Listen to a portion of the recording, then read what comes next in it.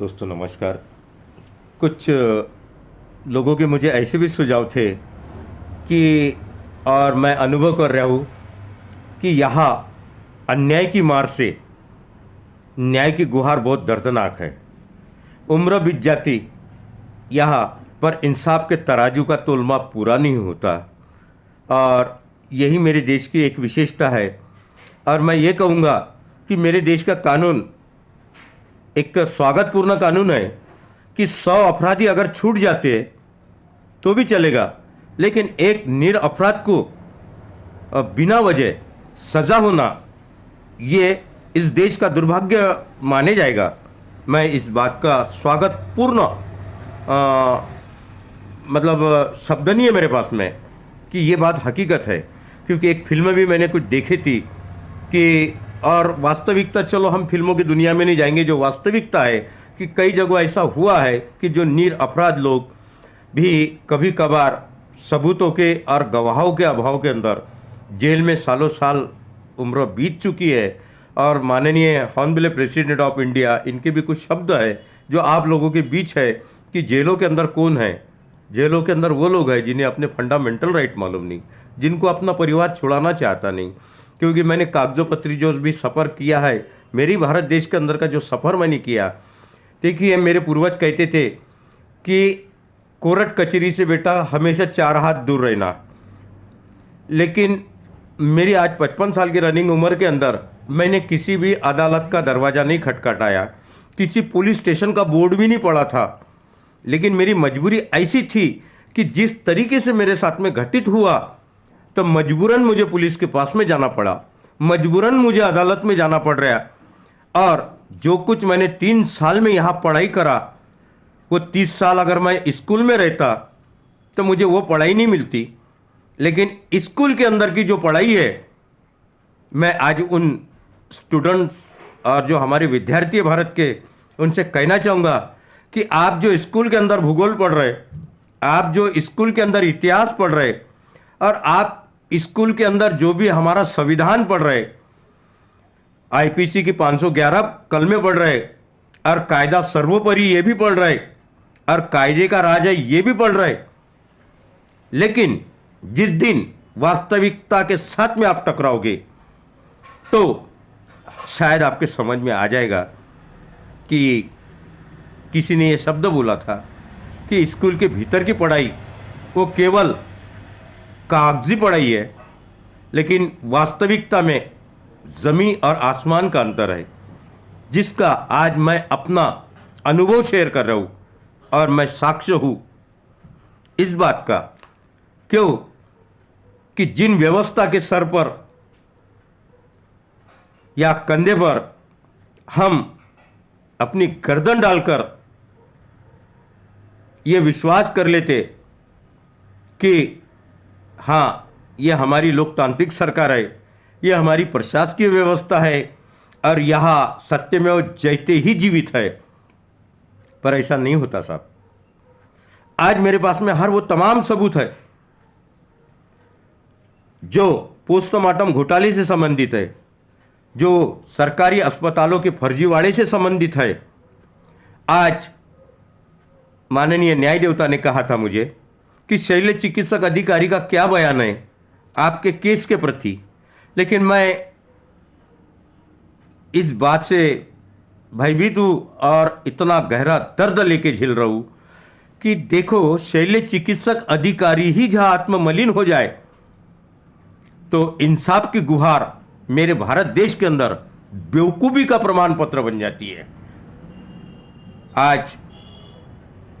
एक शल्य चिकित्सक अधिकारी के साइन के ऊपर किसी को फांसी हो जाती है देश के अंदर,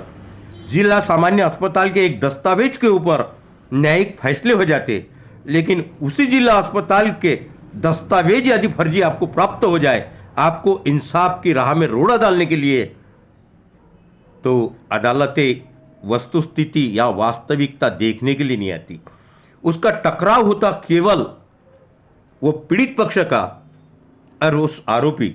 आरोपी और फिरियादी के बीच की जो व्यवस्था हमारे देश के अंदर है, वो है जांच एजेंसियां। लेकिन बड़ी शक्तियां कहीं शरण लेकर अगर जांच एजेंसियां को दबा दिया जाए तो पीड़ित पक्ष इंसाफ की गुहार लेकर कहा जाए। आज वस्तुस्थिति मेरे साथ में हुई है और यही तो मैं बताना चाहता हूं मेरे देशवासियों को कि देखिए, मेरे बच्चे लौट कर आएंगे नहीं, मैं समझौता कब का कर चुका हूं होता, लेकिन मेरा ज़मीर जिंदा है, मेरी आत्मा जिंदी है राष्ट्र के प्रति। और मुझे किसी इलेक्शन में खड़ा नहीं होना है कि राष्ट्र के बड़े बड़े शब्द उच्चारूंगा आपके सामने और खून का पानी करके मैं ये बयान कर रहा हूं। ये भी मेरी कोई बातें नहीं, क्योंकि मेरे अपने कलेजे के टुकड़े मैंने खोया हूं। इसीलिए मेरा कोई हेतु नहीं है, कोई राजकीय स्टंट नहीं है, मैं कोई सी पार्टी और पक्ष से नहीं, बस मैं केवल एक भारतीय संवेदनशील नागरिक हूं। और ये जो मेरी व्यथा है इसमें सच्चाई है, हकीकत है, और ये शासन भी जानता और ये प्रशासन भी जानता, फिर भी मेरे देश के अंदर इंसाफ नहीं है। आज बड़े दुर्भाग्य की बात है कि मैंने कुछ मेरे मित्रों को दिल्ली में फ़ोन किया था कि मेरी आवाज़ प्रेस तक पहुंचाने के लिए। उन्होंने जो खर्चा मुझे बताया तो मैं अचंभित हुआ कि मेरे देश में अपने दर्द का बयान करने के लिए भी मतलब हमें खर्चा करना पड़ता, लाखों रुपए खर्चा करना पड़ता। एक दर्द के एहसास को दुनिया में भेजने के लिए हमारे दर्द को हमें लाखों रुपए का खर्चा आ जाता, क्योंकि आम नागरिक है। उन्होंने ये भी बताया कि आप कोई विशेष नहीं हो, आप कोई खास नागरिक नहीं हो कि मीडिया आपके पीछे कैमरे लेके दौड़ेगी। आज मैं भारतीय एक जनमानस की व्यथा को समझ रहा, और भारत में जन्म लेने की जो भी मेरी यथास्थिति है, आज मैं उन परमपिता ब्रह्मदेव से पूछना चाहता हूँ कि ब्रह्मा, मुझे एक अच्छे राष्ट्र के अंदर आपने जन्म दिया,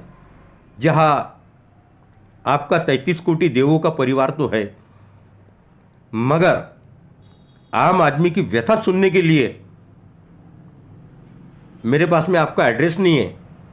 कि मैं पत्र व्यवहार आपसे कर सकूं और सीधे पूछ सकूं। व्यवस्था तो मेरे देश में है, बनी है, और मैं व्यवस्था की पहली क्लास से लेकर आखिरी क्लास तक पहुंचा हूं साहब। लेकिन सवाल इस बात का है कि व्यवस्था के पास में मेरे दर्द को सुनने के लिए फुर्सत नहीं है, मेरे अपने चुने हुए नेताओं के पास में समझने के लिए वक्त नहीं है, और मेरी जो मीडिया है वो अगर इसको आगे बढ़ा सकती है तो मैं समझता हूँ कि भारत के लिए एक कल्याणकारी वो कार्य करेंगे और कर रहे हैं। और लाखों रुपए खर्च करने की मेरी ताकत अगर होती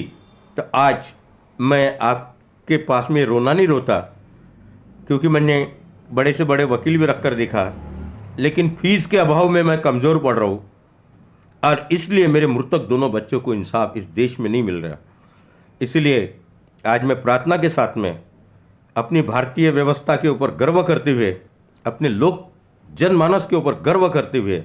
कि मैं वापस अपनी आवाज़ अपने देश तक पहुंचाना चाहता हूं,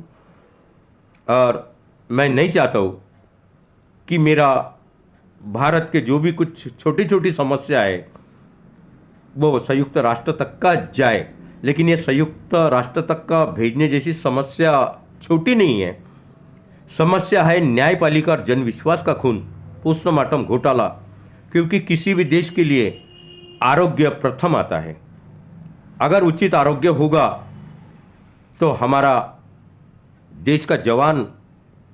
मुस्कुराएगा, खेलेगा, कूदेगा, और वो हर क्षेत्र के अंदर अग्रसर होगा। इसलिए आरोग्य को मैं प्राथमिकता दे रहा हूँ यहाँ पर। और जो मेरे साथ में घटित हुआ है, जैसे कि विसरा नष्ट कर देना, रक्त नष्ट कर देना, फ्लूइड नष्ट कर देना, किसी फॉरेंसिक में नहीं भेजना और उस अस्पताल को आपराधिक शरण देना, आईपीसी धारा 212 के तहत जो कार्य मेरे साथ में हुआ